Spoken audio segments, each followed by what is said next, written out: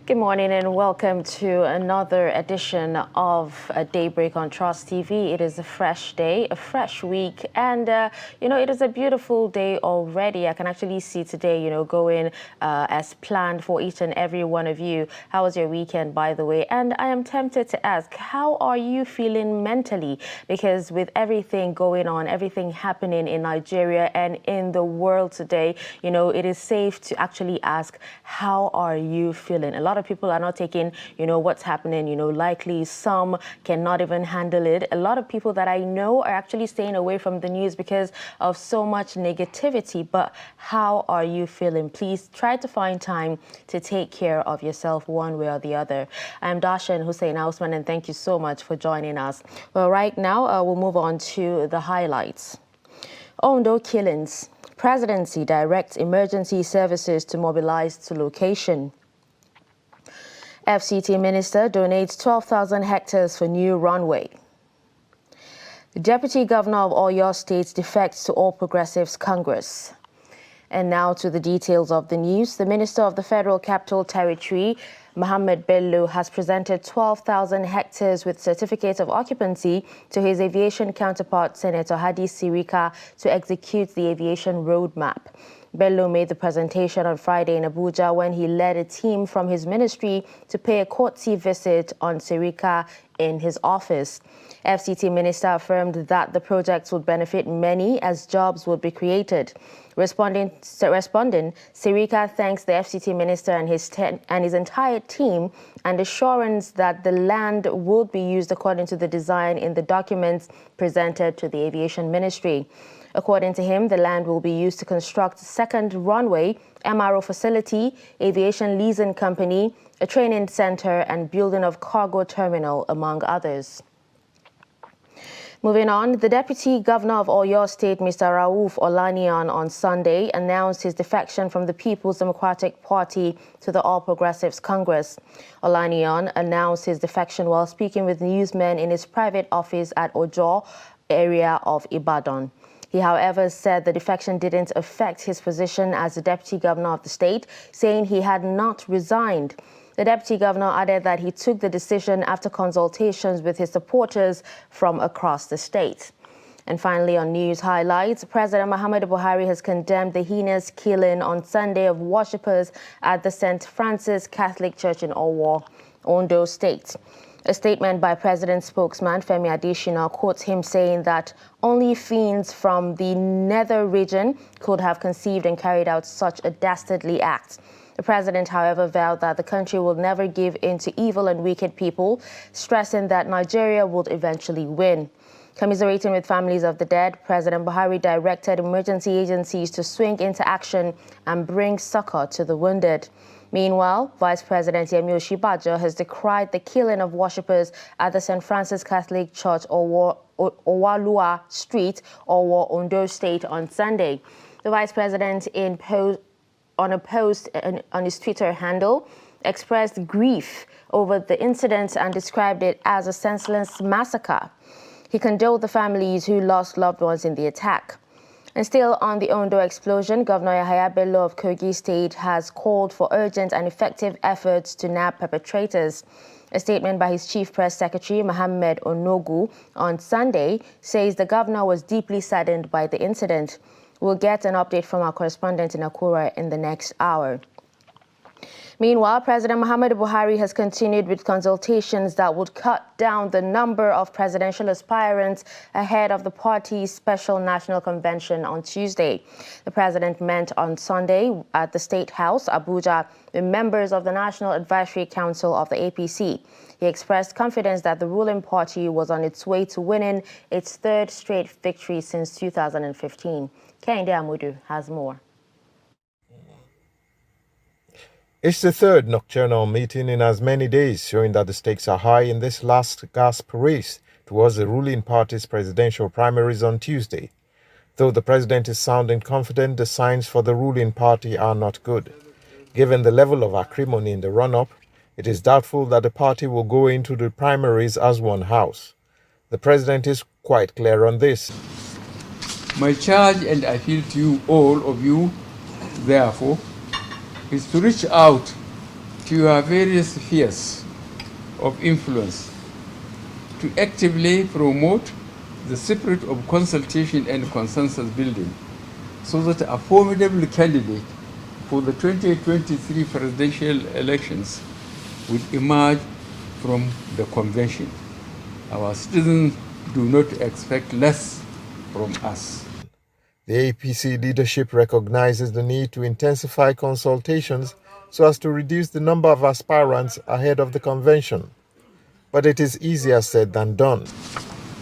In the circumstances, in order to prevent any post-convention acrimonies and also reduce noticeable anxiety among members on the possible outcome of the process, the party leadership has recommended the intensification of consultation and consensus building to reduce the number of aspirants as we approach the convention, which commences tomorrow, the 6th of June 2022.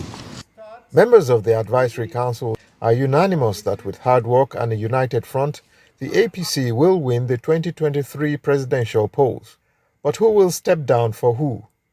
It seems the ruling party has run out of time, unless it can pull a rabbit out of the hat before Tuesday. Kehinde Amodu, Trust TV News, Abuja. Well, last week we actually saw the screening committee cut down 10 people, 10 aspirants, from those contesting. And the president is saying he wants, more people to be cut down, more aspirants ahead of the convention. Well, let's see how that plays out. Moving on, the Apc Presidential Primary holds today as delegates gear up to pick the candidate for the ruling party. Trust TV's Shafiu Suleiman was at the Eagle Square venue for the Special National Convention to assess the level of preparation. Here's the update. Preparation has reached advanced stage here at the Eagle Square venue for the APC 2022 Special Convention, a convention that is expected to produce the nation's ruling party's flag bearer for the 2023 presidential election.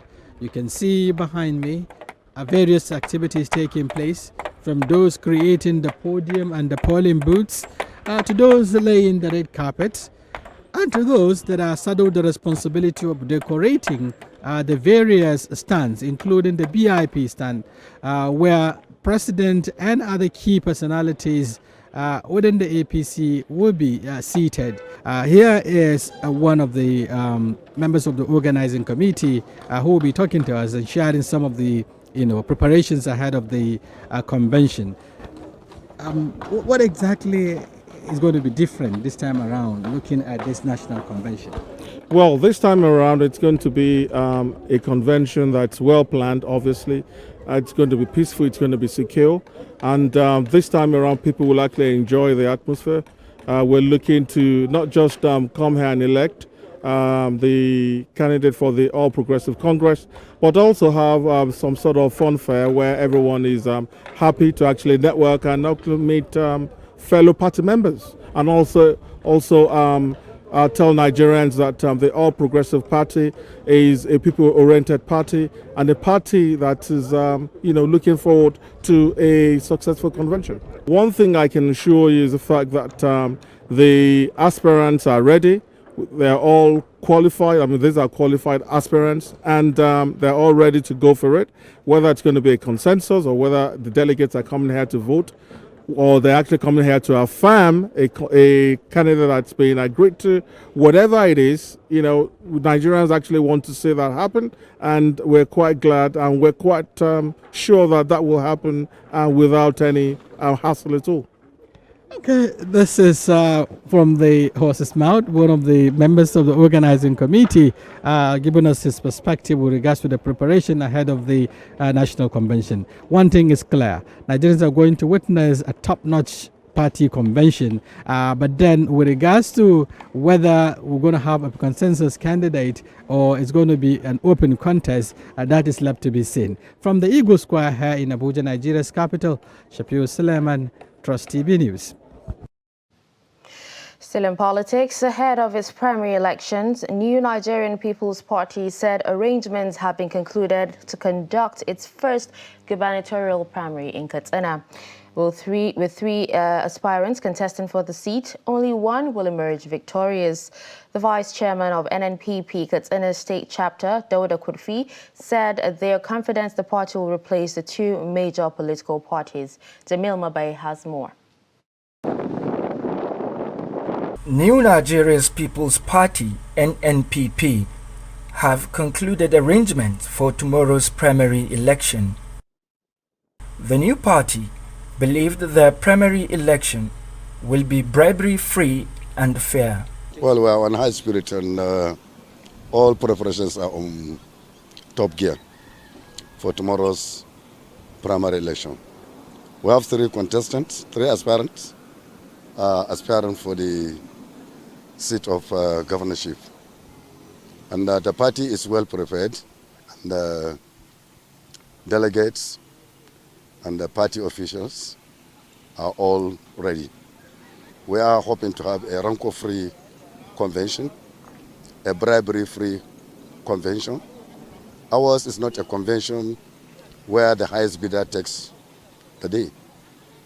We are hoping to produce credible people. The party has received 2 serving House of Representative members from the All Progressive People Congress. He described the two major political parties as a cult-like party. Yeah, NNPP is already a force to reckon with.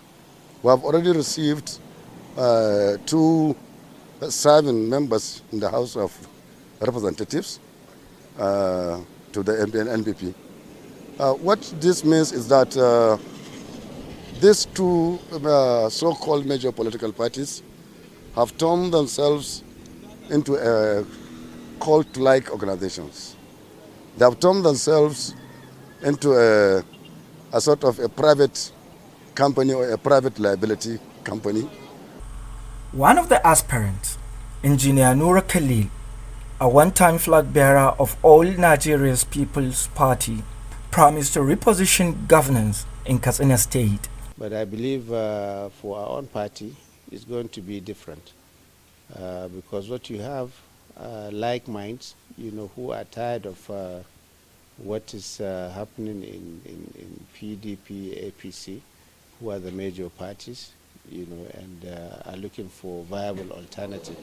So I believe what will happen tomorrow will be that our delegates will really look at competence, experience, to decide on who to elect. Well, for Katsina State, I think 2 or 3 issues will be of priority.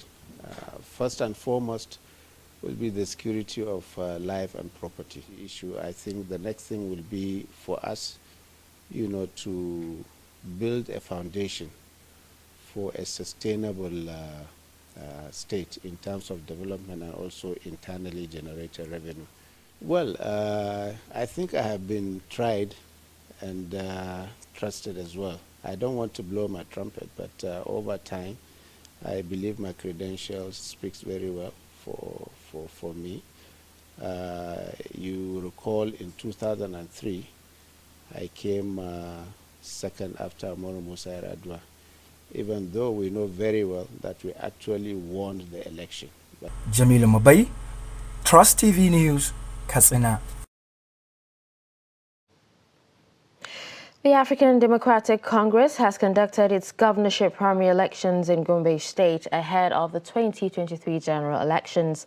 Nafiu Bala emerged ADC governorship candidate in the state unopposed.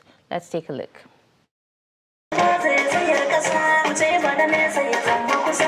Barely a week after he failed to emerge as the governorship flag bearer of All Progressive Congress in Katsina, Mustafa Inuwa had an interactive session with his supporters from the 34 local governments across the state. At the meeting, he condemned how primary elections in some quarters were marred by irregularities. Just because he has his own opinion and the interest of the masses at heart. They did what they had to do. Had it been they allowed delegates from Malimfashi to vote, Babangida would have won the election. After screening 10 words, results from Kafur were only 10 words voted. The rest were abandoned. How can you say that they are doing this for the people? Inua equally dispelled the rumor that he will head the campaign team for Dr. Umar Radda. Rumors making rounds that Mustafa Inua had been given the coordinator to head the campaign train of the APC flag bearer. I want to assure you it is not true. Equally, I want to assure you that it is not something I will think of doing.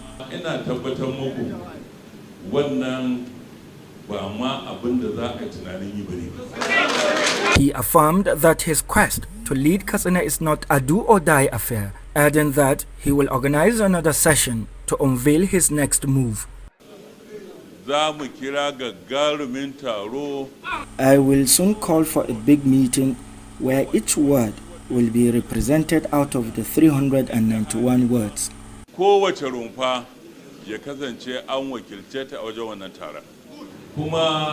Before that time, we will come with information on where we stand.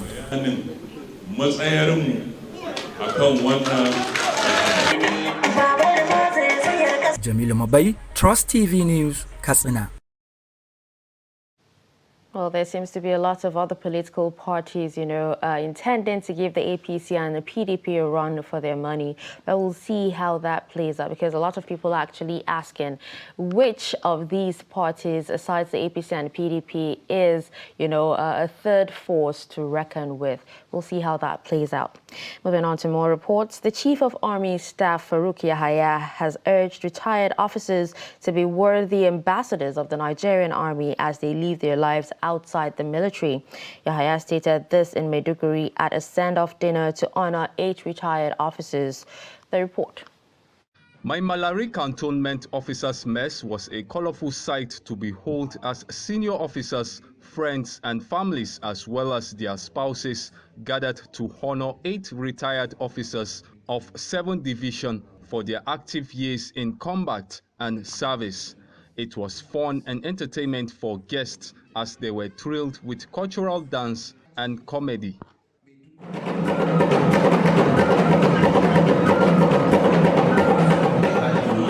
was like, wow, this man is so beautiful. I can't see one short man, you get big belly, the man come past and say, and then with all those sugar daddies, and then they follow these people. I don't know say my wife. I don't know say the man a general for army. The Chief of Army Staff, represented by the Theater Commander of Operation Hatinkai, Major General Christopher Musa, charged the retired officers to be worthy ambassadors of the Army, which is ready to benefit from their wealth of experience in the fight against terrorism in the Northeast. I implore you all to fulfill your obligations, even as retired officers, towards defending the territorial integrity of Nigeria, as espoused in your oath of allegiance. I also urge you all to shun all forms of misconduct or actions capable of bringing the Army to disrepute in retirement. The Chief Army Staff Administration remains committed to enhancing the welfare of all retired discharged personnel within the powers of its office. Please note, the life in retirement is not entirely rosy. Some challenges you may face as retired personnel include the issue of your health, finances, and security. A one-time very vibrant and energetic, highly motivated gentleman is now asked to relax. I urge you all to keep fit at all times, be wary of any business venture you intend to pursue, and above all, be very vigilant about your security and that of your family.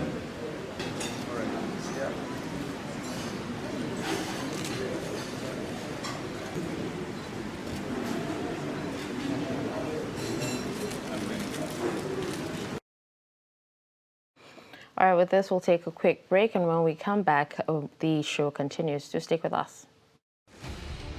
As the 2023 elections draw near, remember, evil prospers when good men and women only wish for peace, but never take a step to make peaceful elections happen. Are you a father? Are you a mother? What are you saying to your children as elections approach? Have you warned them not to let themselves be used to cause violence? Have you explained to them what the consequences of electoral violence might be? Do your part to make peaceful elections happen. Talk to your children. Protect them from unscrupulous politicians who want to put them in harm's way, while their own children are comfortable at home, within and outside the country. Let's join hands to make 2023 elections peaceful. This message is from the National Orientation Agency, NOAA.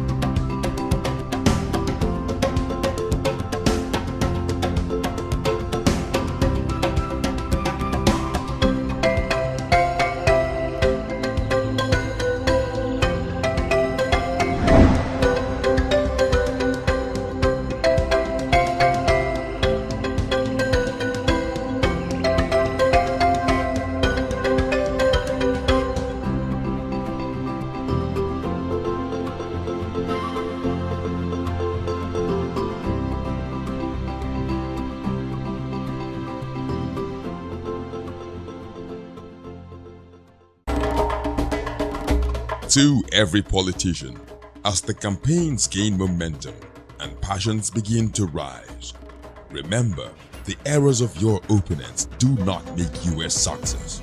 Do not run down your opponent and inflame passions to violence between and among your supporters. What counts is what you plan to do for the electorate and how you intend to relieve the sufferings and bring succor. Nigeria is in dire need of patriotic leaders at all levels, leaders who will make national development their priority.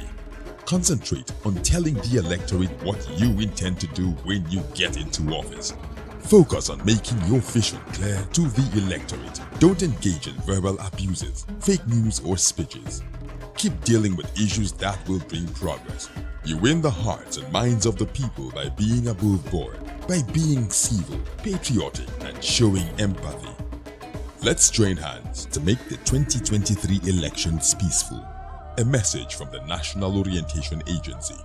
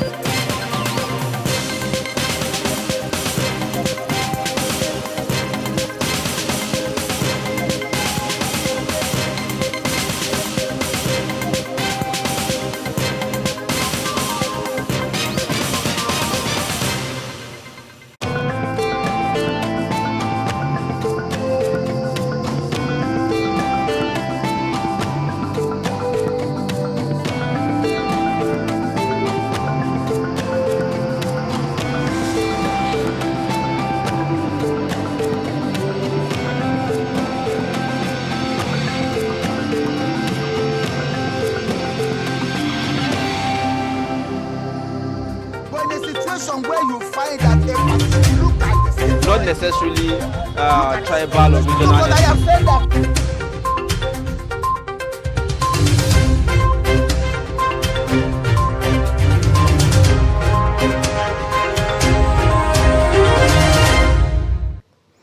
All right, welcome back and thanks for staying with us. If you're just tuning in, you're watching Daybreak on Trust Television right here in the Federal Capital Territory. And my co-anchor just joined us, on the show. Good morning, Abdul, and thank you so much for joining us. Good morning, Osira, and good morning, viewers. I heard the situation. It seems, there's been complaints here and there about the traffic situation coming into town. Yes, actually, this is a story of so many people living out in the outskirts of Abuja, but more importantly, it is worsening, which is what I fell victim to because of the resurgent fuel queues now. In the last 2-3 days, there have been resurgence of these endless fuel queues. It's been 2 weeks already, yeah. Yeah, it comes and goes. Okay. Like, it will come for like 3-4 days or a week, then it will disappear and then reappear again. So this morning around my area, it was really worse because of the traffic situation, and it ended up generating too much traffic that and of course, a lot of people rushing to work or dropping kids in school and all that, and it's really crazy. Definitely. That actually. Well, we're glad you're around in one piece. That's the most important thing. That's the most important thing. Thank you very much.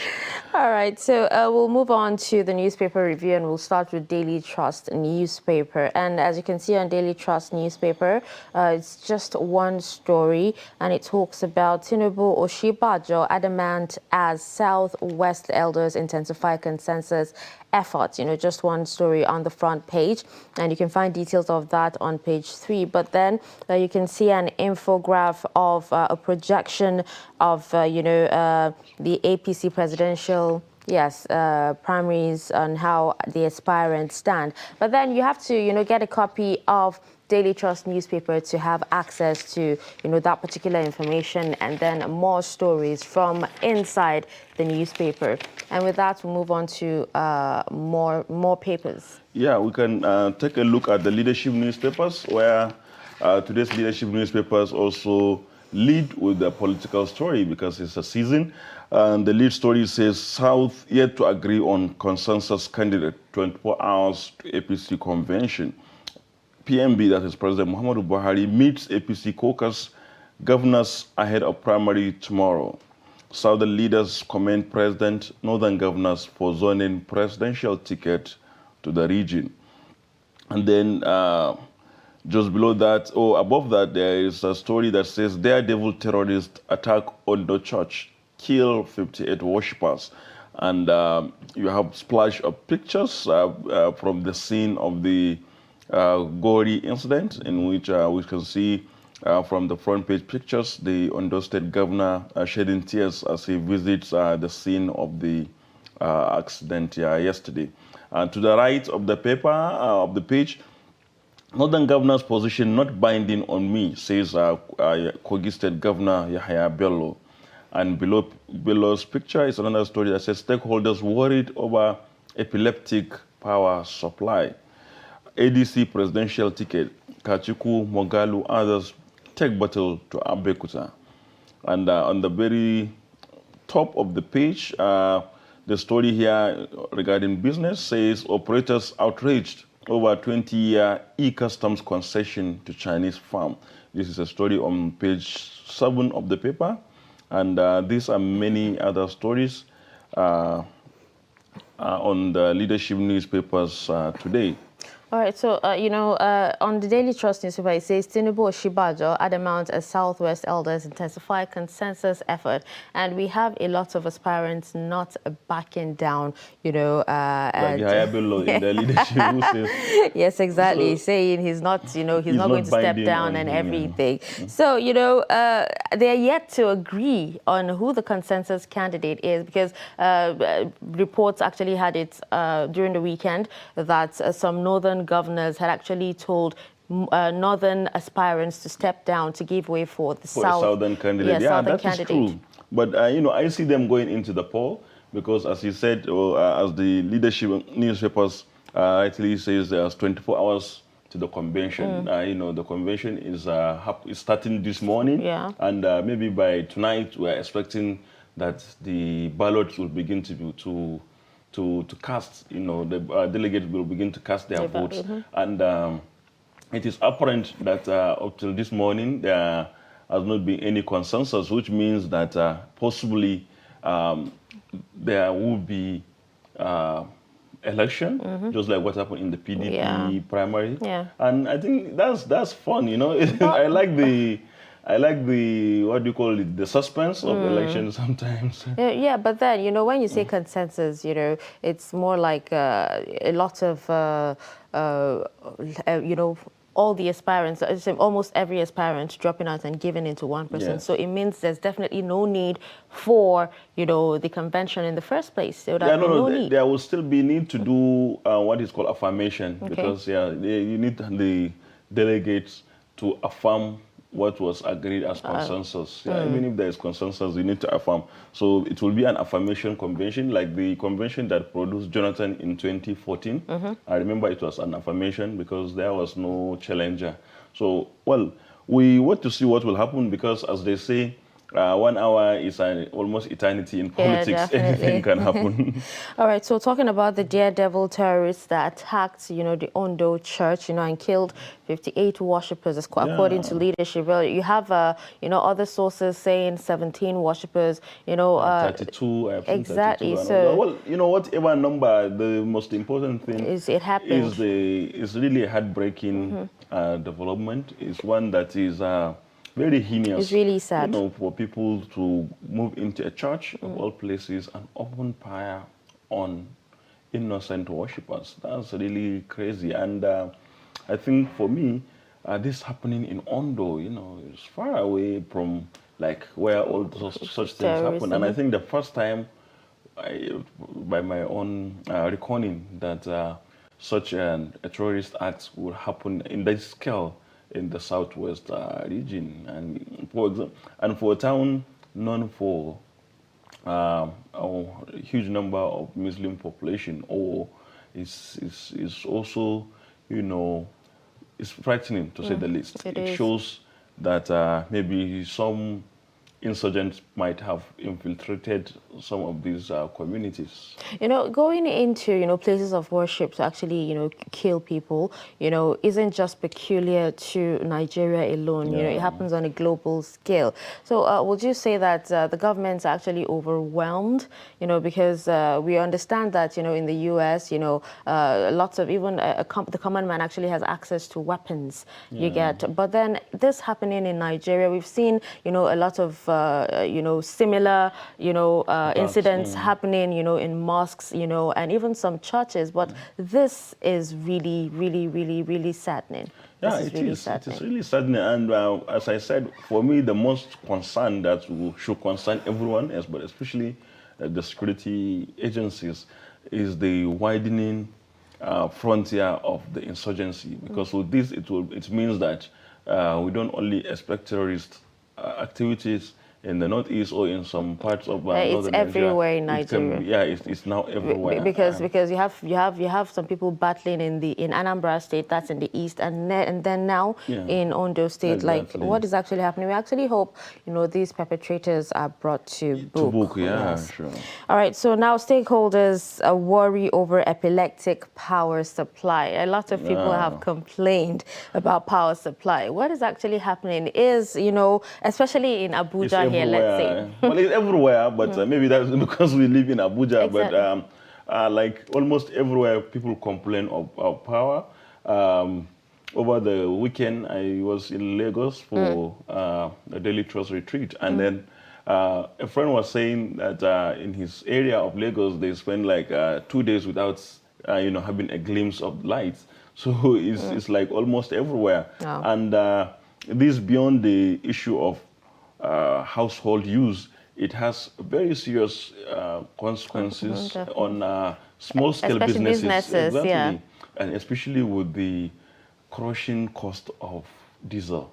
Now businesses, almost everywhere you go, there is hike in price, whether it is manufacturers, hotels, you service have a providers. lot. You talked about diesel. You have a lot of people saying diesel costs 700 naira and all that, but I actually got diesel for 780 naira, and in some places even more. Yeah, actually, I was passing through a petrol station yesterday. I was thinking that they had fuel because my car right now is on rate, and then I checked. Okay, I saw that it was only diesel they had, and I checked the meter. It was showing, I think, 825. Oh, that's quite, high. It's very high, very high, and it's very crazy. And as I said, it affects a lot of businesses, and also subsequently, of course, the difference, the cost is transferred to end users. But what are the chances of, this diesel price coming down?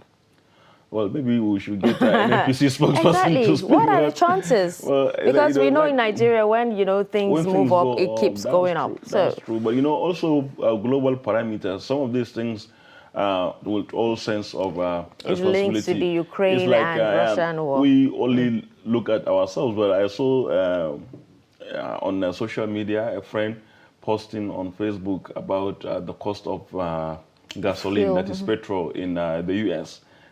He was lamenting. But it's available, right? Unlike in Nigeria, where it's unavailable. But the fact that it has gone up, I think there should also be scarcity. So the scarcity means that the prices are going up, and he was lamenting. So it's like a global thing, but of course we only know ourselves, and we should have a solution, especially in Nigeria. We import this thing.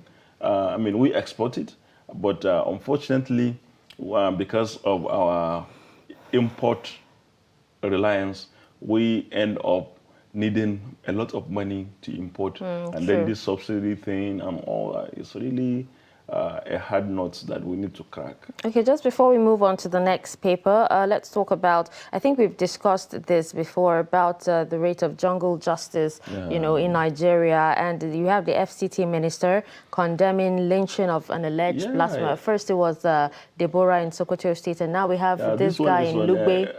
In Lugbe, in the outskirts of Abuja. And this is, I was told he's actually a Muslim, a vigilante member. No, but it doesn't matter. But they say that he committed blasphemy, and of course he was lynched, and that's really crazy because he was stoned before being lynched. Like, what rights do you actually have, to met out justice? Exactly. Well, there is no justification for that, because in as much as blasphemy is a very serious offense, but such offenses, according to so many scholars who came out to speak, is that you subject people to trial. You don't just do strict trial, and then lynch somebody. Sometimes even without establishing what was said. It was easier for, in Deborah's case, for them to capture, the perpetrators because they were on camera, right? But, this particular one, we just heard about it. Exactly.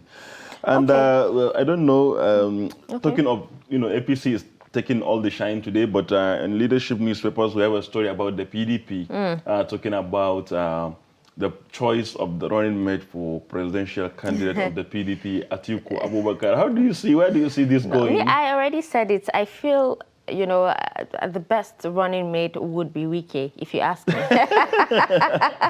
Because he was a strong contender. Because a strong contender. Exactly, That's a very good reason. That's a very good reason. So, but I don't know, because of the level of bad blood. Of course, I know there are fence mending efforts going on. Don't forget we're talking about politicians here. Today they're enemies, tomorrow they're friends. They are friends. You are actually right. You are absolutely right. So, we will have to see. And actually, as you said, Wike is a very strong fighter, and he has demonstrated that he has very wide reach in the country. And, I think he virtually went to almost every state. He's actually loved, that. So he worked for it. He earned it, because he went out, he reached out, unlike many of the contenders. And I think that was the result we saw on the election day, giving a very tough chase for the ticket.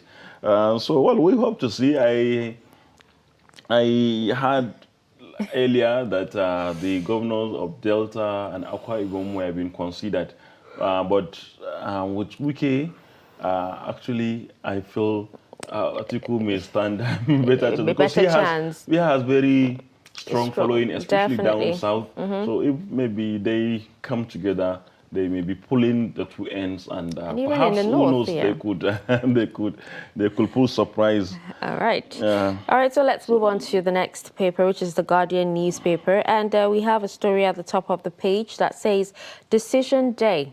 APC backtracks on zoning as Buhari hosts party caucus. And then we also have another story that talks about power sector collapse imminent. Stakeholders warn. Details on page 3.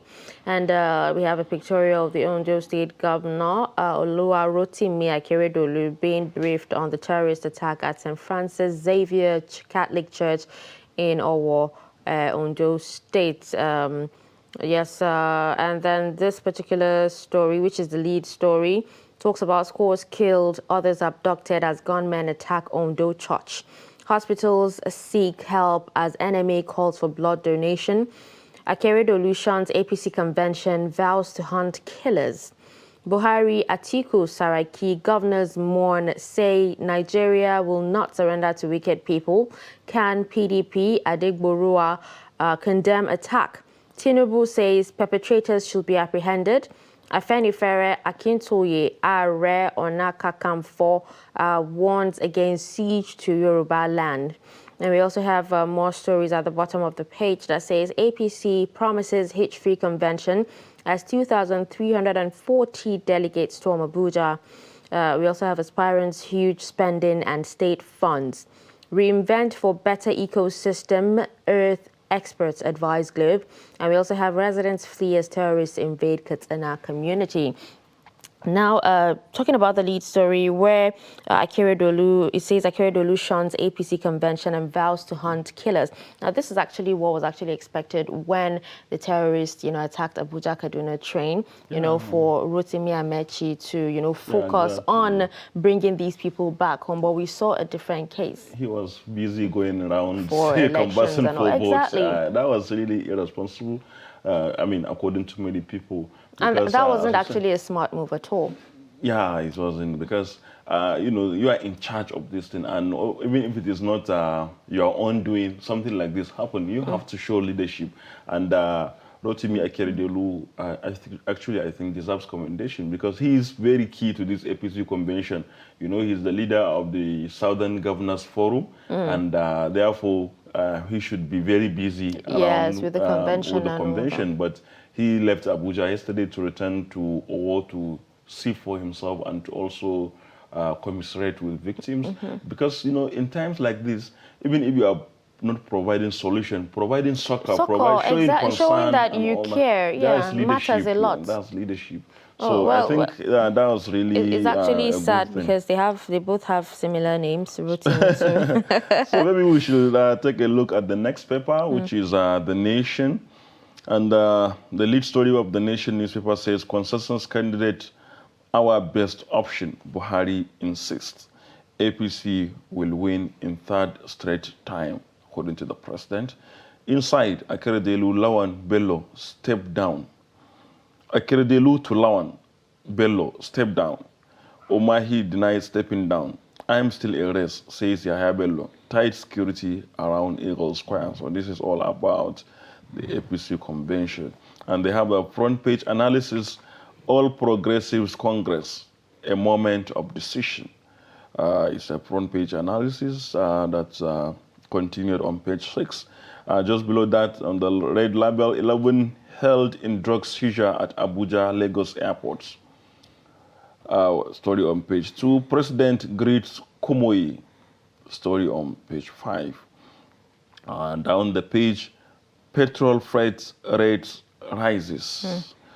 Husseina, you had a sigh. I had to say. Exactly, because it shows that maybe... Because I was actually in the filling station. We are not yet out of the woods. No, we're not at all, because you should expect more, either an increase or scarcity. I was actually at the filling station a few days ago, yes, but I was lucky because, there wasn't so much queue, but I ended up spending less than 2 hours there. But for some people, they would spend the whole day. That's true. Kola Abiola is PRP presidential candidate. Story on page 6. And the last story here, Emir preaches peace at anniversary. Story on page 37. Then on the very top of the page, how gunmen invaded church, killed many in Owo. Akeredolu weeps during visits. Buhari others mourn. To the right, Fashola hands over houses to Kano beneficiaries. Bad loans, mortgage banks, MFBs get 15-day deadline. Story on page 19. So with this, we come to the end of the paper review for the Nation newspaper today. Maybe Osena will look at another paper? Yes, definitely. I'll look at the Punch newspaper, which is next. Now, at the top there, you have a story that says 20 power plants suffer major problems, blackouts to worsen. Still talking about power supply. Still talking about power supply. Our it's energy crazy. crisis, I don't even know when it will end. I hope it ends really soon. Yeah, because when you don't have power and then you don't have petrol, fuel, you don't have petrol. So it means that the economy is grounded. We're going back to the 1800s. All right. So primary. Buhari meets governor's party chairman, stakeholders, and police tighten security. Galadima slams Adamu as APC chair, insists on punishing Tinubu. We also have party inaugurates subcommittee chairman. Delegates arrive at Abuja, and you can find details of that story on page 8. Just beside the nameplates there, 3 die as Lagos Ministry police hoodlums demolish 200 buildings. Wow. National carrier gets license today. Local airlines fault process. I'm talking about 3 dying even as Lagos Ministry police hoodlums demolish 200 buildings. Now, some of these buildings, if they don't meet requirements, they have to go. But then, why not the take... implication. Exactly. Take more stringent measures. Yeah, a lot of times we tend to be retroactive rather than proactive. When there are issues, you're supposed to step in before it gets worse. How can you allow 200 buildings to be erected only for you to come and demolish them in the first place? And then the national carrier gets licensed today and local airlines fault process. So we have Air Nigeria now at last. We actually have a lot of these local airlines going through so much when it comes to operations, talking about the energy crisis as well, diesel and all that, and then a national carrier is on its way. Yeah, well, let's see how that goes. We wait to see what will happen, but this has been long in coming. Been talking about national carrier Air Nigeria from like 2 years ago, and now it's coming to fruition. Even before COVID. Yeah, and we hope so because the issue is managing business by government. Experts will always say that it's not the best because a lot of times people put in charge of such businesses treat them as like personal things, and a lot of time they don't make much profit, and government end up subsidizing instead of making profit. Okay, so let's see. The lead story here says gunmen disguised as worshippers massacre over 35 in Ondo's church. OAU alumni ex-chair, wife among the dead. It was like a war front, says survivor. Attackers arrived when they were ending service, shot from different angles, says priest. It's Black Sunday. Akeredolu, Afenifere, Buhari, Oshibajo, governors, Tinubu, others mourn. Really sad indeed. All right, will that move on to more papers? Yeah, maybe let's take a look at Blueprint newspaper, where the lead story says, in Make Omar Presidential Convention today, 2,340 delegates determine Oshibajo, Tinubu, Fayemi, Amechi, others fate. The story has bullets. It is special convention like no other, says Adamu. Elective convention inevitable, according to a source. I can't withdraw for anyone in Hayabello. Northern APC governors shamed PDP, Okichiku, who will lead consultations till our candidate emerges, according to President Buhari. Just below that, PDP presidential aspirant Bala Pigbauchi Goba ticket. Tambuwal emerges Sokoto South senatorial candidate. On top of the page, over 50 killed in Ondo Church terrorist attack, according to a lawmaker. Keredelu vows to hunt down criminals. Buhari, Atiku, Fayemi, others condemn massacre. Gunmen kill Sokoto monarch's wife, abduct wedding guest. Travelers killed in Kwara, others abducted. A story on page 6 of today's blueprint. Below that, CBN to wield big stick as dollar yen drones inflation exchange rate. Story on page 24. Page 25, there's a story that says 2023 Oshibanjo leads Atiku in IPRO poll. Page 23, Port Harcourt refinery to be ready in November, according to NNPC. Electricity distributors say subsidy removal up tariffs by 58%. Another story, 701 students prevented from writing WAEC after paying 2.6 million naira.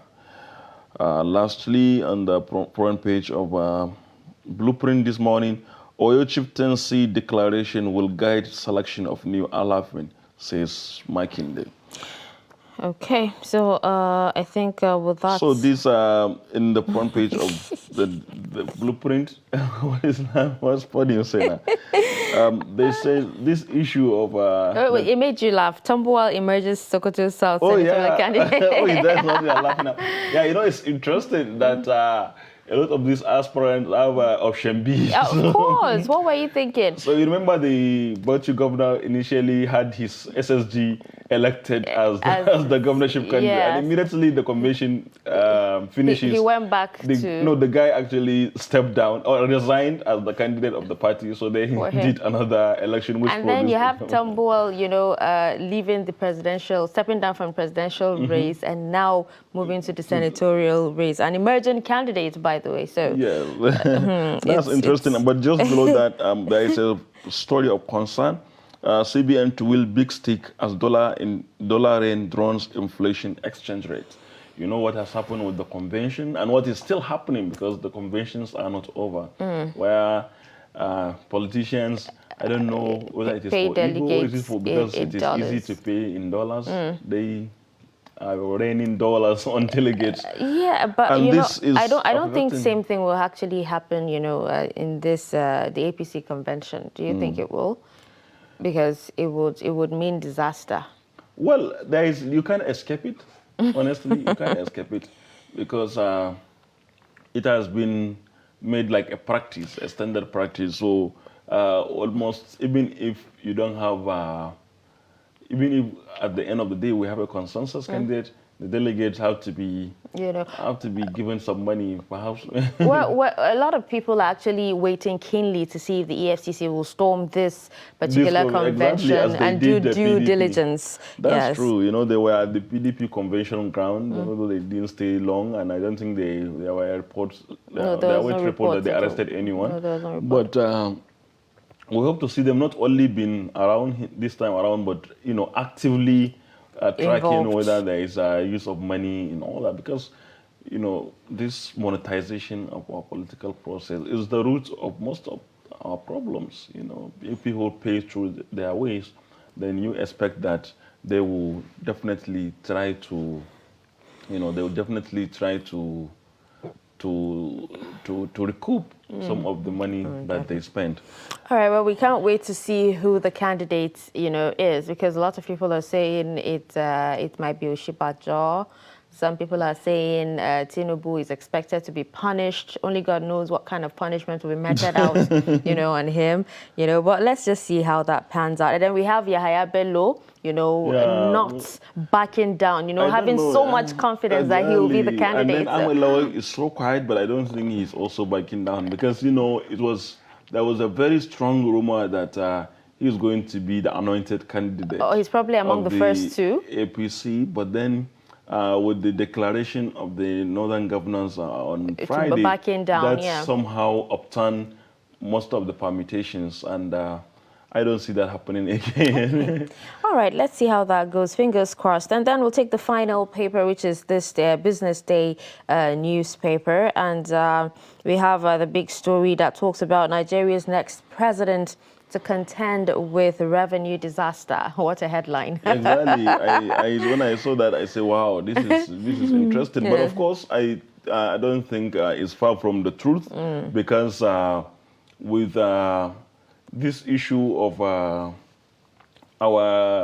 most of our revenue going into subsidies, it is like a catch-22 situation in which the incoming president either draw the ear of the people by, deciding to cancel the subsidies, or will continue to subsidize the fuel to the detriment of the running of the government. Because, this year alone, the government budgets to spend 4 trillion naira on fuel subsidies. That's quite a lot. That's a lot of money. Well, this particular headline is just to nudge whoever is going to be president, bring him back to reality, to tell him that this is what you will be contending with. So be ready. Okay, it's not all fun and games. Exactly. All right, so we also have how APC threw Oshibajo Tinubu into death match political wrestling ring.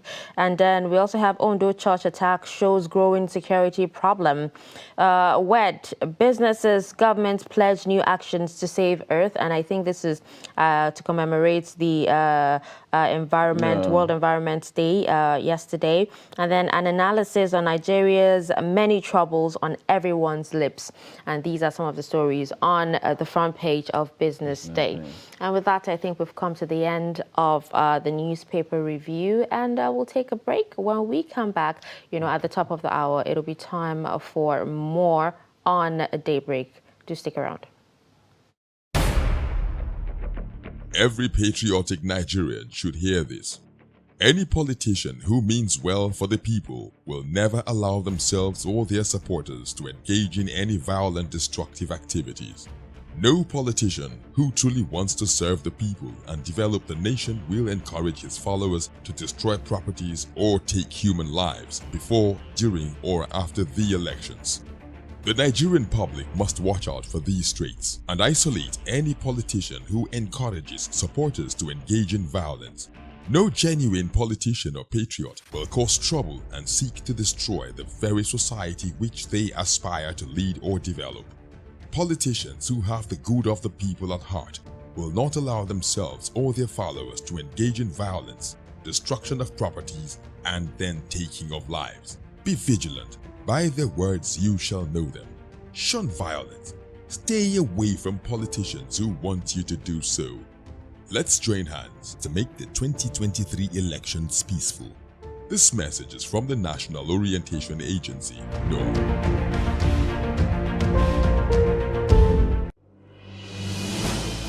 Daily, we bring you updates around politics. People like you who are very young, you have no future. Anybody now who is 30 years, if what is happening today continues, by the time you are 60, you will have no country. The DPO of a particular unit does not have to wait until the commissioner tells him what to do within his jurisdiction. We have political parties on the ground. Some of them have been there for years.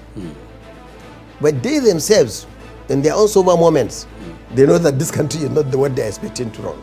Policy and governance.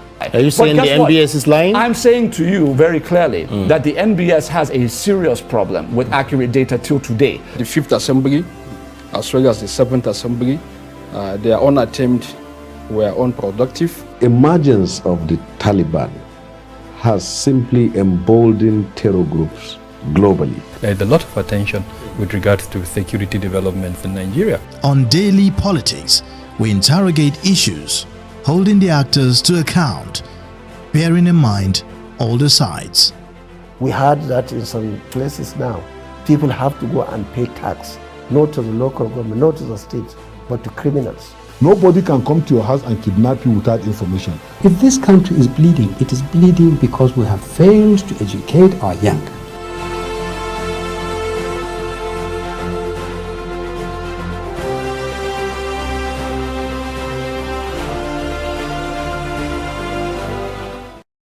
Jama'a ga wata muhimmiyar sanarwa, hukumar raya birnin tarayya Abuja da haɗin gwiwar dukkanin harɗawa shugabannin rigage na Fulani da ƙungiyar Miyatta Allah reshen birnin tarayya Abuja dukkaninsu suna bayyana damuwarsu akan yadda waɗansu mutane suke sakin shanu suna kiwo sakaka a birnin tarayya Abuja. Don haka hukumar raya birnin tarayya Abuja da ta kare muhalli ta birnin suna sanar da dukkanin al'umma tare da gargaɗi akan cewa an hana kiwo na shanu da sauran dabbobi da tsuntsaye a cikin birnin domin suna haddasa bata muhalli da kuma cunkoson ababen hawa a cikin wannan birni. Saboda haka duk wanda aka samu ya karya wannan doka zai fuskanci hukunci, kasancewar akwai gurin da hukumar raya birnin tarayya Abuja ta ware domin kiwo a cikin su. Don haka tabbatar ka bi doka ka kuma haɗa hannu da hukumar raya birnin tarayya Abuja domin tabbatar da tsaftar wannan birni. Wannan sako ne daga hukumar tsaftace muhalli ta birnin tarayya Abuja.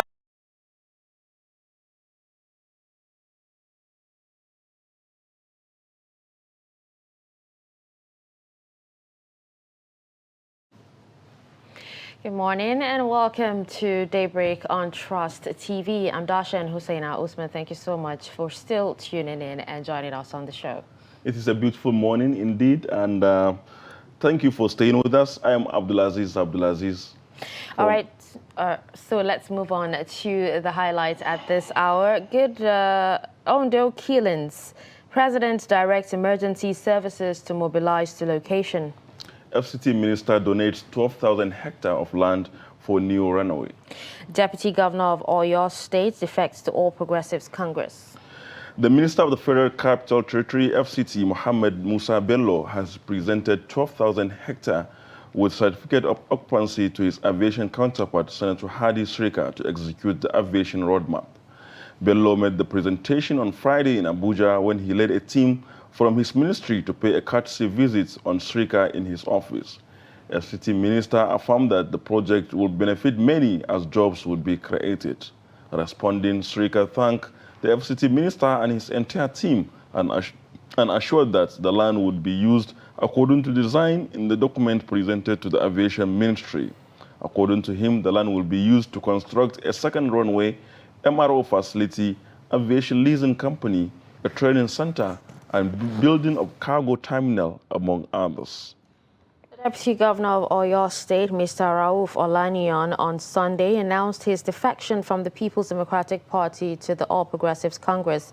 Olaniyan announced his defection while speaking with newsmen in his private office at Ojo area of Ibadan. He, however, said the defection didn't affect his position as Deputy Governor of the state, saying he had not resigned. The Deputy Governor added that he took the decision after consultations with his supporters from across the state. Several worshippers were killed in an explosion which rocked St. Francis Catholic Church, Owolua Street, Owo local government area of Ondo State. Confirming the incident, the police public relations officer in Ondo, Fomilao Odulami, said investigation is ongoing. Meanwhile, President Muhammadu Buhari has condemned the heinous killing on Sunday of worshippers at St. Francis Catholic Church in Owo, Ondo State. A statement by President's spokesman Femi Adesina quotes him saying that only fans from Nita region would have conceived and carried out such a dastardly act. The president, however, vowed that the country will never give in to the evil and wicked, will never give in to evil and wicked people.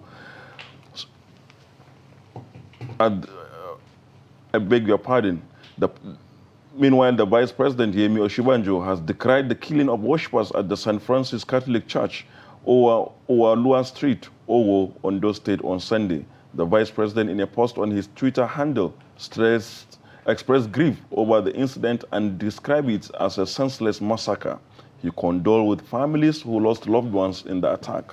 Still on the Ondo explosion, Governor Yahaya Bello of Kogi State has called for urgent and effective efforts to nab the perpetrators.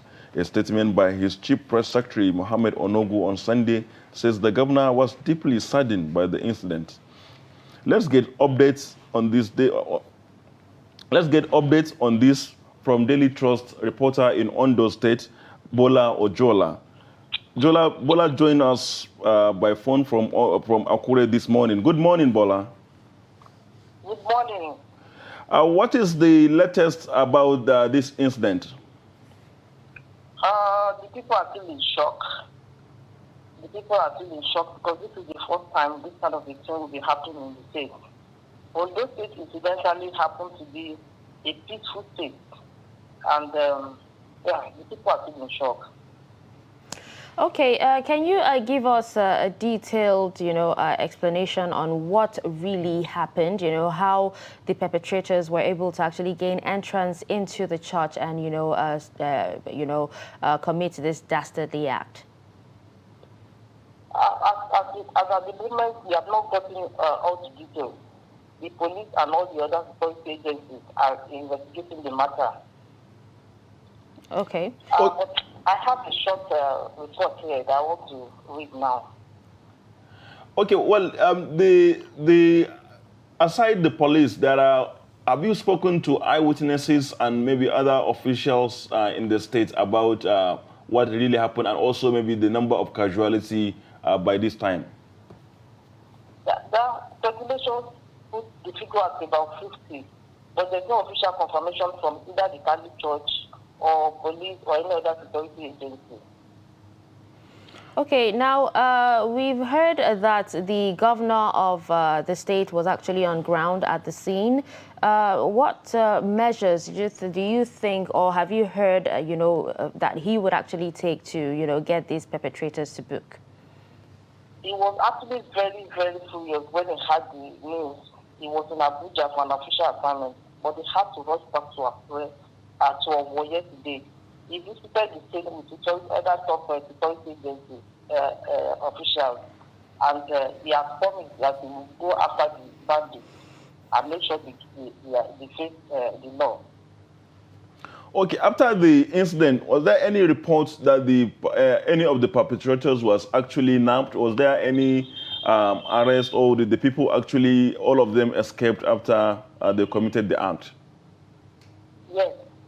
From what we gathered, they escaped. They came, carried out the attack and escaped. None of them was arrested. So did they use vehicles, or did they come by foot or something? Do you have that detail? No, we don't have the details yet.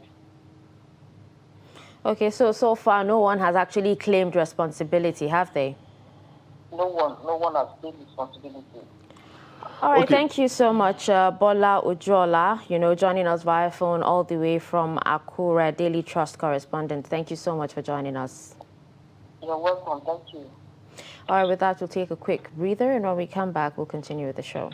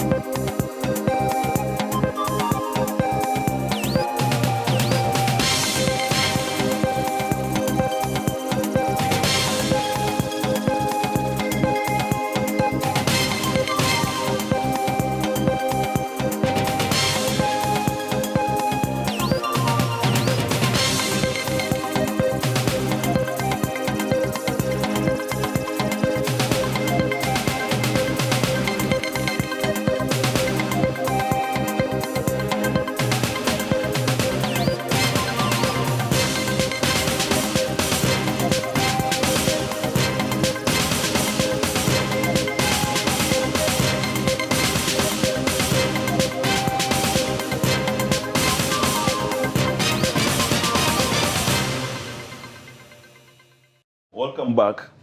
The World Environment Day is celebrated every year on June 5. Nigeria is also not left out among the nations that celebrate this day every year. The initiative is a United Nations principal vehicle for encouraging awareness and action for the protection of the environment. To mark the celebration of this year's World Environmental Day on the 5th of June, a call has been made for accelerated action to tackle climate change impacts that are disproportionately affecting developing countries such as Nigeria, even though they account for the lowest proportion of causal factors. Let's get more perspective on this issue on the World Environmental Day, and we have been joined in the studio by an environmentalist, Dr. Dahir Muhammad Hashim. Thank you for being with us this morning. Okay, thank you. Yeah, yes. Can you shed us some light about the significance of this day, of the World Environmental Day, that is June 5 of every year?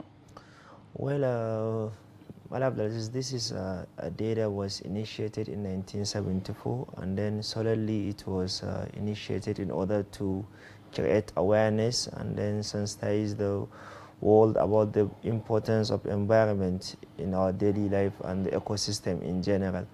And the sole purpose of it is to, enlighten the people about the role of an enabling environment within our life. And this year's World Environmental Day is going to hold in Sweden with the slogan "Only One Earth." And what it means is that it's a global challenge and a responsibility for all of us to be able to come up with ways on how to preserve our environment, because it's something that has to be done now. And failure to do it, it's like we're putting the future of the next generation at stake. Okay, now the theme, Only One Earth, actually calls for collective transformative action on a global scale to celebrate, protect, and restore our planet. But, what are some of the biggest challenges that we face locally in Nigeria and also on a global scale?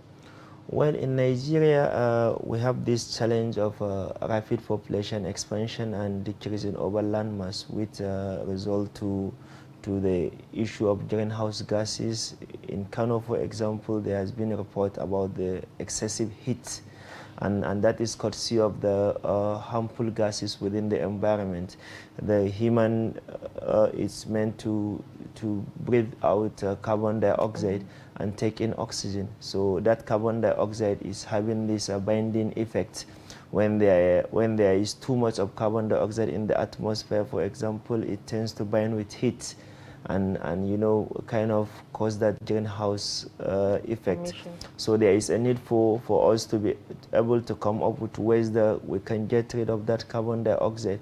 And one of the key ways, according to experts, is through tree planting. Okay. Up to this time, there has not been any machine invented that help us get rid of carbon and other harmful gases more than trees. So there is the need for us to engage ourselves into massive planting. And then another issue is that we have been cutting down trees randomly, exposing our lands to deforestation, to erosions, and flooding as well. So there is a need for us to sensitize the farmers and then to considering what they do through the agroforestry to make them understand the impact, of their actions. Okay, so aside tree planting, are there other measures that, one can actually take? Because when you look at, that's like the first step that especially in Nigeria, that, a lot of states actually take to, counter the effect of climate change. But aside tree planting, what other measures can be taken? Well, there are so many other measures, and then the top ones are how to decrease that carbon emissions, maybe through the use of vehicles and machines and all of that. So it all begins with the sensitization and awareness, right from our lifestyle, the way we build houses and use like 10 rooms, all of them containing furniture. It's like we're promoting the industries, making them to cut down trees and make furniture for our use. A single person using 5 or 10 cars in his home, like each one it's contributing to the carbon emissions. So it all begins with the lifestyle changes of the awareness. So that's why we give more emphasis on creating awareness and then sensitizing the communities on what is at stake. You are particularly engaged in this tree planting campaign. How is the experience, knowing how perhaps our society is to things like this? What is your experience regarding campaigning for tree planting as a way of improving the environment? Well, it's quite challenging, but alhamdulillah, the result has been up to, it has been satisfactory. Because you find yourself in the midst of people that start questioning, why are you even planting trees? So before you even answer them, they'll be like, it's better you give them money or you give them food. I have this experience. at Tidinyole in Kano. You know, one of the community members was asking me that instead of planting tree, I should come and establish drainage for them.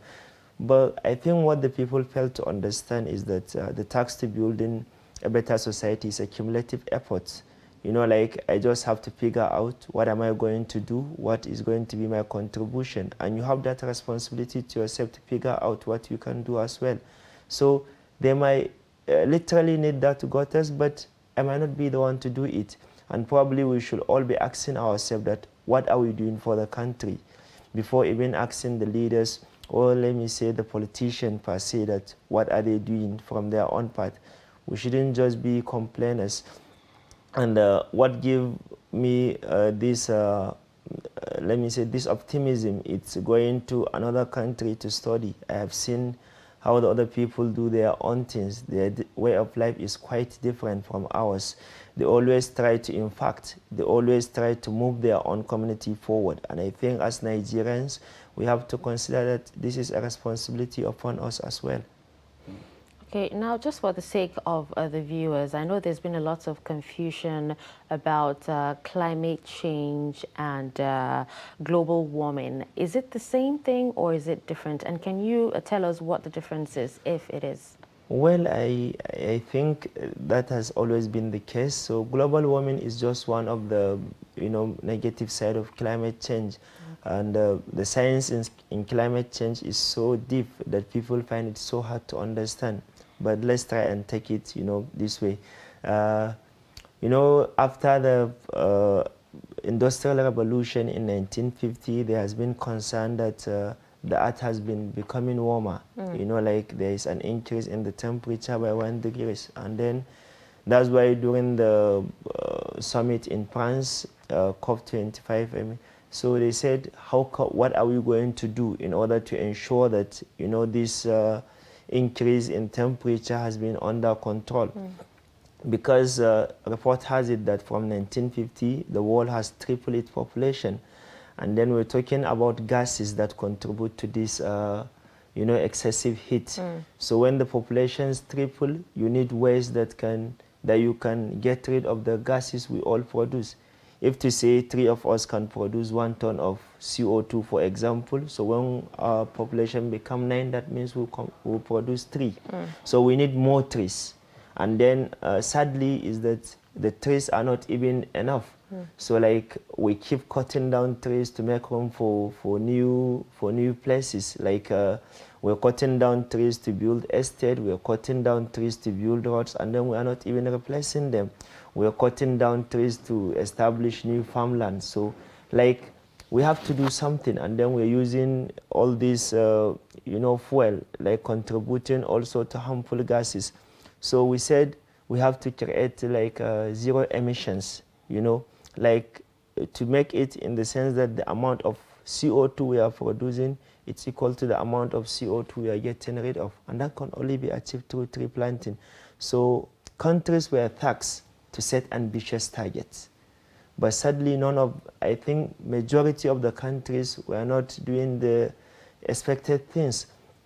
Nigeria, for example, I know there has been inadequate in the, in the sensitization and then the enlightenment and even engaging stakeholders to make sure that this our own token has been, chipped in. So the greenhouse effect is when you have this too much of CO2 plus other harmful oxides like methane.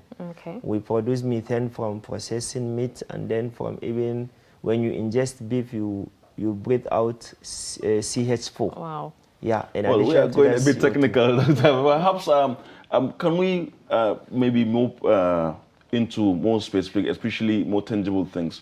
In Nigeria, as you said, we are cutting down a lot of trees. What is the rate of or the ratio of our trees felling vis-a-vis tree planting? Are we meeting up to the targets of re-establishing the forests that we are cutting down? Well, we always have issues with data. When it comes to data collection, we don't have the actual fact on the ground. But literally, you can say, people planting trees or even the government are not doing enough considering the cutting down. When you go to some rural areas, we keep down cutting trees for fuel wood. And we have known that, according to report, we have it that in Kano, for example, 4 out of each 5 households, are using this fuel wood. And you can even ask yourself how many of them are even trying to replace the trees. So, and even people doing this, going into the business of fuel wood are not even replacing them. They only go into the forest, cut them down, and then come and sell.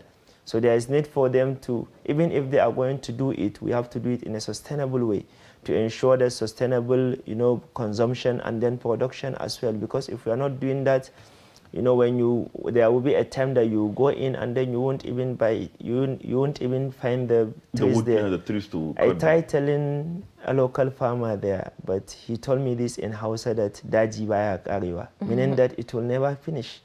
So you see, that is his own psyche. So there is need for the government to ensure laws.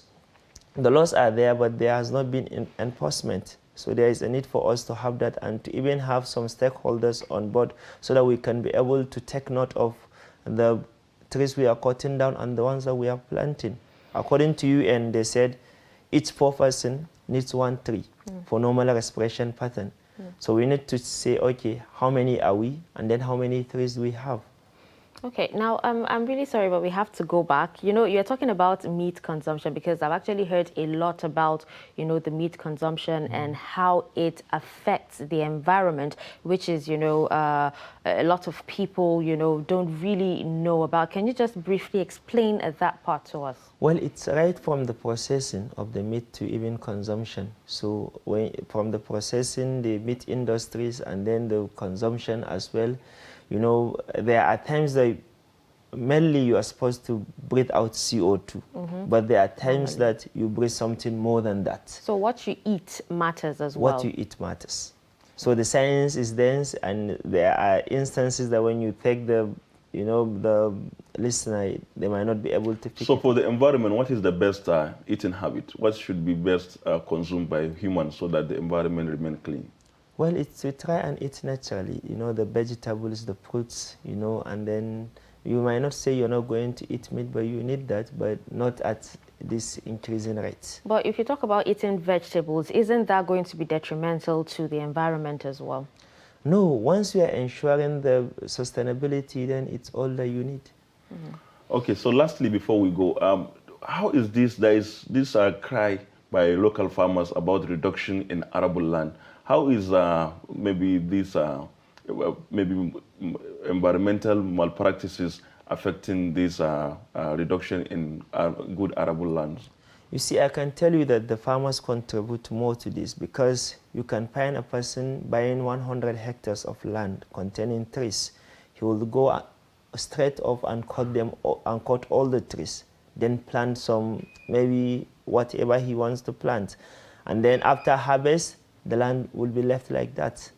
So you have exposed it to deforestation. You have exposed that land to decreased productivity, because the leaves of the trees contribute to the nutrients of the soil. And then there is this report that by 2030, the metropolis will be a home to more than 70% of the world population. In Kano, for example, today more than 60% of the population live and reside within the metropolis. So as they are living there, they start expanding. And the moment you're going to expand the metropolis, you kept clearing the bushes and then building houses, and then you're not even replacing them. So the emissions is there, and then you don't have any alternative. And that is why by the year 2020, we have this report of excessive heat, where we lost so many people in Kano. And then we have diseases related to this excessive heat as well, the schizophrenia, the mental illnesses, dehydration, kidney problems, and all of that. So it's like, this is a necessity. This is something we must do. We have diseases, environmental diseases, maybe those that have environmental causes. All these asthmas are triggered by, poor environment, when you have low air quality. And then the cooling effect as well. And these are things that the trees contribute. They are not just giving us fruit or shade. They are improving, they are helping us with so many other things.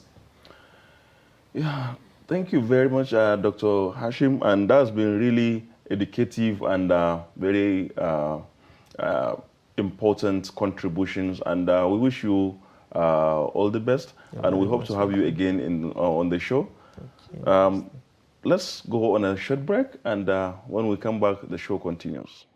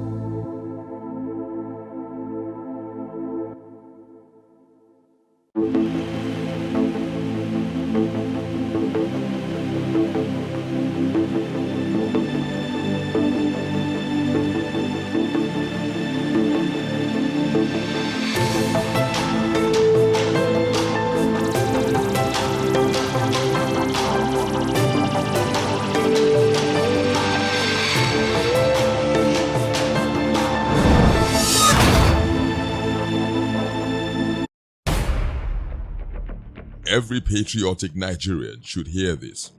Any politician who means well for the people will never allow themselves or their supporters to engage in any violent, destructive activities. No politician who truly wants to serve the people and develop the nation will encourage his followers to destroy properties or take human lives before, during, or after the elections. The Nigerian public must watch out for these traits and isolate any politician who encourages supporters to engage in violence. No genuine politician or patriot will cause trouble and seek to destroy the very society which they aspire to lead or develop. Politicians who have the good of the people at heart will not allow themselves or their followers to engage in violence, destruction of properties, and then taking of lives. Be vigilant. By their words you shall know them. Shun violence. Stay away from politicians who want you to do so. Let's join hands to make the 2023 elections peaceful.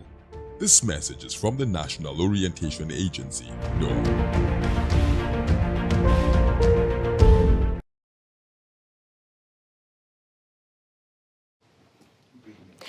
The Apc Presidential Primary holds today as delegates gear up to pick the candidate for the ruling party. Trustee Vice Shafiu Suleiman was at the Eagle Square venue for the Special National Convention to assess the level of preparation. Here's this update. Preparation has reached advanced stage here at the Eagle Square venue for the APC 2022 Special Convention, a convention that is expected to produce the nation's ruling party's flag bearer for the 2023 presidential election. You can see behind me various activities taking place, from those creating the podium and the polling booths to those laying the red carpet, and to those that are saddled the responsibility of decorating the various stands, including the VIP stand, where President and other key personalities within the APC will be seated. Here is one of the members of the organizing committee who will be talking to us and sharing some of the preparations ahead of the convention. What exactly is going to be different this time around looking at this national convention? Well, this time around it's going to be a convention that's well planned, obviously. It's going to be peaceful, it's going to be secure, and this time around people will actually enjoy the atmosphere. We're looking to not just come here and elect the candidate for the All Progressive Congress, but also have some sort of fun fair where everyone is happy to actually network and meet fellow party members, and also tell Nigerians that the All Progressive Party is a people-oriented party and a party that is, looking forward to a successful convention. One thing I can assure you is the fact that the aspirants are ready. They're all qualified. I mean, these are qualified aspirants, and they're all ready to go for it. Whether it's going to be a consensus or whether the delegates are coming here to vote, or they're actually coming here to affirm a candidate that's been agreed to. Whatever it is, Nigerians actually want to see that happen, and we're quite glad and we're quite sure that that will happen without any hassle at all. Okay, this is from the horse's mouth, one of the members of the organizing committee, giving us his perspective with regards to the preparation ahead of the national convention. One thing is clear, Nigerians are going to witness a top-notch party convention, but then with regards to whether we're going to have a consensus candidate or it's going to be an open contest, that is left to be seen. From the Eagle Square here in Abuja, Nigeria's capital, Shafiu Suleiman, Trust TV News. Still on the APC convention, President Muhammadu Buhari has continued with consultations that will cut down number of presidential aspirants ahead of the party's special convention holding tomorrow. The president met on Sunday night at State House, Abuja, with members of the National Advisory Council of the APC. He expressed confidence that the ruling party was on its way to winning its third straight victory since 2015. Kehinde Amodu reports. It's the third nocturnal meeting in as many days, showing that the stakes are high in this last gasp race towards the ruling party's presidential primaries on Tuesday. Though the president is sounding confident, the signs for the ruling party are not good. Given the level of acrimony in the run-up, it is doubtful that the party will go into the primaries as one house. The president is quite clear on this. My charge and appeal to you, all of you, therefore, is to reach out to your various spheres of influence to actively promote the spirit of consultation and consensus building so that a formidable candidate for the 2023 presidential elections will emerge from the convention. Our citizens do not expect less from us. The APC leadership recognizes the need to intensify consultations so as to reduce the number of aspirants ahead of the convention. But it is easier said than done. In the circumstances, in order to prevent any post-convention acrimonies and also reduce noticeable anxiety among members on the possible outcome of the process, the party leadership has recommended the intensification of consultation and consensus building to reduce the number of aspirants as we approach the convention, which commences tomorrow, the 6th of June 2022. Members of the Advisory Council are unanimous that with hard work and a united front, the APC will win the 2023 presidential polls. But who will step down for who? It seems the ruling party has run out of time, unless it can pull a rabbit out of the hat before Tuesday. Kehinde Amodu, Trust TV News, Abuja.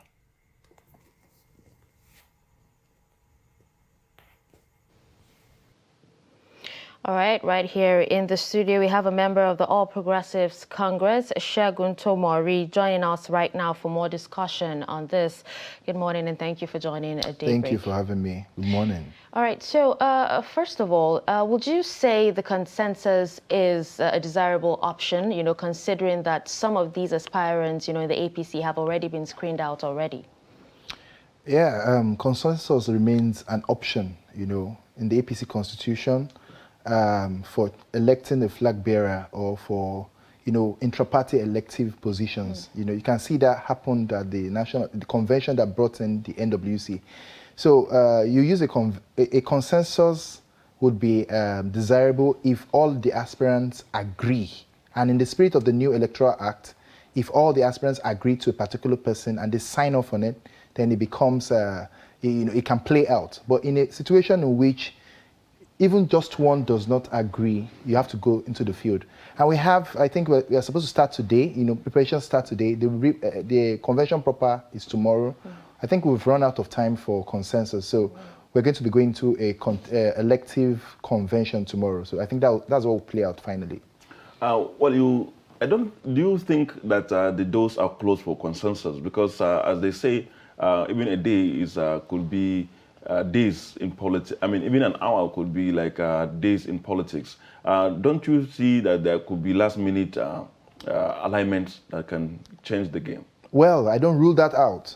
Last-minute alignments, last-minute permutations can also give us consensus.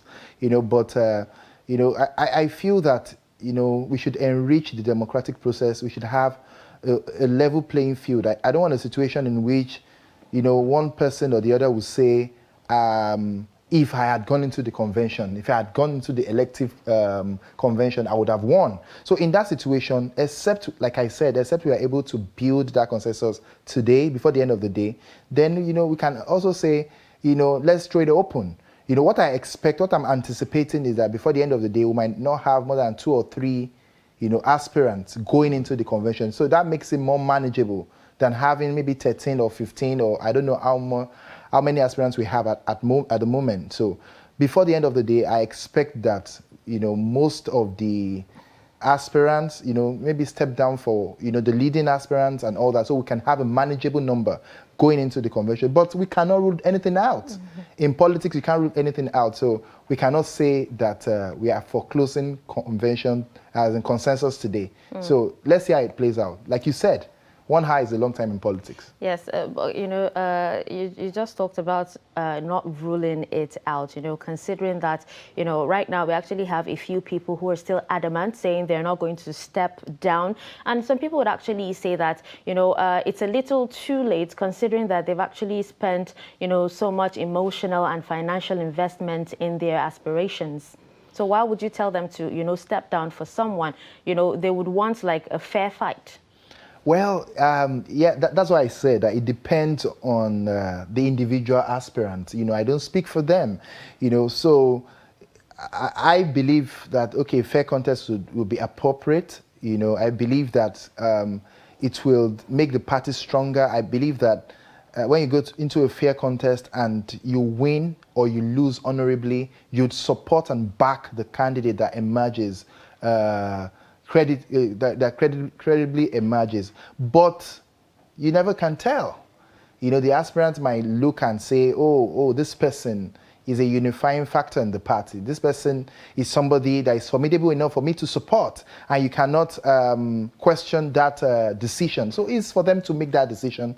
We have less than 24 hours to kickstart the convention. So anything they do, we are ready. The party is ready. And what is paramount is that we're going to bequeath a free, fair, and credible process that will elect the APC presidential flag bearer. That's what I can assure you. But Segun, are you confident that your party will come out of this intact? Because there have been a lot of permutations that, considering the high level of emotions and the high stakes in run up to the primary, and that the party could actually implode. Absolutely, I think we'll come out stronger. And if you look at the events of the last 48 hours, you see that I think on Saturday, northern governors, issued a statement throwing their weight behind power shift to the south. I think that's part of the internal mechanism of the APC, you know, to look at the country, put the country first, put the unity of the country first. And we should commend the northern governors, you know, for that, because after a lot of us, a lot of party stakeholders, majority, preponderance of party stakeholders believe that after 8 years of President Muhammadu Buhari's tenure, you know, it should come to the south. And I think it was gracious for them. It was statesmanly for them to rise above primordial considerations, rise above regional considerations, and even rise above, you know, what the opposition party did to say, let's look at the unity of the country. Let's look at how we can, you know, continue, you know, the balancing, you know, power the way we've been doing since 1999, and they did that and said they concede power to. So that's the first step.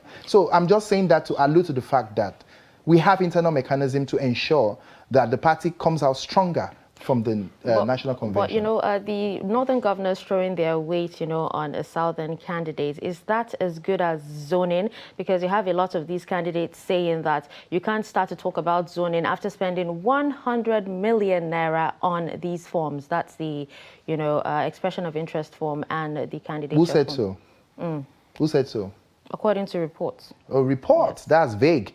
You know, I know that after the northern governor's position, I know that Governor Badru of Jigawa State has stepped down. I think we have 2 or 3 more northern, you know, frontline aspirants, you know, and we still have today. So I expect that they'll toe the line of the mood of the majority in their region, because if you go into the convention, you need votes to win.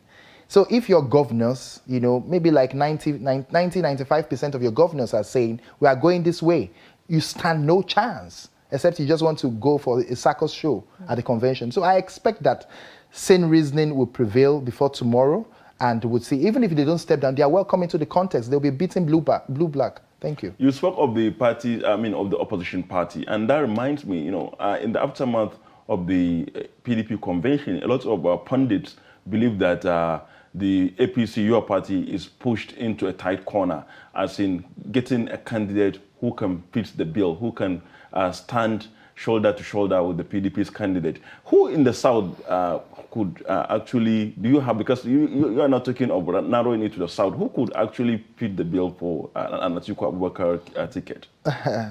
You know, Atiku Abubakar has been the serial contestant for the office of the president. His candidacy is a flawed candidacy. Nigerians know what Atiku Abubakar stands for. They know he has nothing fresh to offer. You know, they've seen... Can you talk about your own... Yeah, so we think Asiwaju Bola Tinubu, you know, is a leading candidate, you know, that would be able to match Atiku, you know, network for network, people for people, you know, across the country, across the geopolitical zones. Asiwaju Tinubu has built a wide network of support, of influence, of supporters over the past 3 decades. Don't forget, he was a senator in 1992.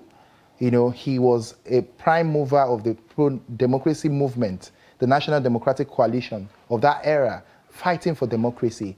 We've seen, Nigerians remember, and we'll make Nigerians remember when we get into the campaign, when he wins the presidential ticket of the party tomorrow. We'll make Nigerians remember that his life has been a life of service to the nation, selflessness, you know, sacrifice, you know, to build a viral democracy in this country. You know, I don't think among any other aspirant, all the aspirants put together, I don't think there's somebody like Asiwaju Tinubu that has given his all, you know, for the enthronement of democracy and progressive governance in this country. I think that is key. You know, at the point in this country, a party boasted that they will rule for 60 years. And they were already going to rule for 60 years. You know, we had the initiative of Asiwaju Tinubu, you know, galvanizing, coalescing, you know, a coalition that uprooted them after 16 years in power. He was a prime mover of that movement, you know, bringing people together. And we had the first successful merger in the history of this country. You know, so looking at his sacrifices, I think a lot of party members and stakeholders believe that he should naturally, you know, become flag bearer. You know, so we are hoping, he's our candidate, you know, so we are hoping that he will emerge as flag bearer. And even if he doesn't emerge, peradventure, I know that we still have other capable, you know, whoever will present will defeat Atiku. That's my point. Thank you. Okay, well, you know, he actually just kind of answered the question, because I was about to say, you know, Tinubu's recent statement, some quarters have actually said, has actually slimmed down his chances, you know, and they're looking at Oshibajo being the, you know, flag bearer.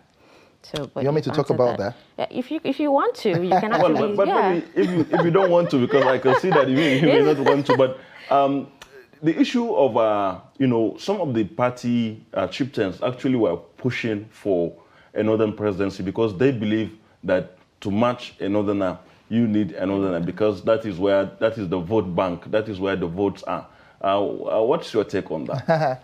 Like, that's a flawed position, if I will say, you know, if permit me to say, because if you look at Asiwaju Tinubu's campaign, those around him, you see that they are populated by Northerners, core Northerners. You look at Kashim Shettima, you look at Kashim Imam, you look at Nur Ribadu, you know, a wide range of people, you know, that are championing the campaign, Babacha Lawal and all that. They are key Northerners, you know, in the front line, you know, for Asiwaju's campaign. Kano State Governor Abdullahi Ganduje has also been joining his campaign trail over the past few days. So you can see that Northerners are at home with our candidate. So, and these are the deciders, these are the influencers of where the votes will swing in their states. So we are confident that our candidate, you know, Asiwaju Tinubu, will defeat Atiku Blue-Black, you know, will defeat him. And yes, so that's the position. I don't think that we need to field a northern candidate to defeat Atiku Abubakar. Atiku Abubakar, Nigerians have seen what he has to offer. He has been a serial contestant, and we are presenting Asiwaju Tinubu that has the antecedent of being a visionary. You know, took over Lagos. I was born and bred in Lagos. I know how Lagos was pre-1999. Refuse reigned supreme. Lagos was had the epithet of one of the world's dirtiest cities, one of the dirtiest cities in the world before then. Crime, bank robbery, organized crime was a norm before 1999. Actually, but you know, beyond Asiwaju Tinubu, yes, your own party, a lot of people say you have, I mean, especially members of the opposition say that the APC has nothing to campaign with in the next round of election. Well, that you know, that's totally not true. I'm not going to lie to you or say that we don't have challenges. We have challenges. Every country has challenges. If you look at the United States, how many mass shooting have we had in 2 weeks? If I put that to you, at least 3 or 4 mass shooting. Does that say that they don't have, are we going to say that the security architecture is failing? Are we going to say that they are not a developed country? At their level, they are having that kind of mass shooting. They have the challenges. So what I'm saying is that government is a continuum. You know, you have challenges. If challenges cease, then government should cease. So we took over power. We should know what was happening. You guys were in, you stay in Abuja. You know how bombs were coming off in Abuja. This day, Nyanya and, you know, some other places. We know how unsafe. Before you enter our churches and mosques, you have to be screened and freaks, your body freaks before you enter, you know, for metal objects, for bombs and all that. But for the past 7 years, we give God the glory. You know, Abuja has been saved, and relatively the Northeast has been saved. We've substantially degraded the menace of Boko Haram. You get, we might have had, there are new contemporary security challenges, but I think the administration is tackling it head on. We've seen investment, massive investment in security, you know, security hardware, you know, and all that. We've seen a little rejig in security architecture and all that. So I feel that the next APC administration will take it a notch further to secure this country and address our challenges. All right, now briefly, just before we, you know, wrap up this discussion. Now, there's a saying that a prophet actually has no honor in his own home. Now, it's glaring that northern governors, you know, have actually thrown their weight behind a southern, you know, a southern, you know, candidate. But what about the southern, you know, governors? Are they throwing their weight, you know, behind a southern, you know, candidate as well? I can assure you 100%. Why wouldn't you throw your weight behind your son, or, you know, your indigent, or somebody coming from your region? I can assure you 100% that southern governors, maybe with the exception of one, you know, you can have in a family, you can have one. You cannot rule out a black sheep, like the, you know. So, but it won't be significant enough to, you know, subtract from where the party is going to, where the region is going to. So I assure you of that. Okay, I think with that, we wrap up this discussion. Thank you very much, Shogun Chomori, APC stalwart, for joining us this morning, and we hope to have you another time on the program. Thank you very much for having me, Okay, with this, we come to the end of the show, and we meet you. We hope you join us the same time tomorrow for another edition of Daybreak on Trust Television. I am Abdulaziz Abdulaziz. And I'm Dashan Husseina Usman. Thank you so much for tuning in.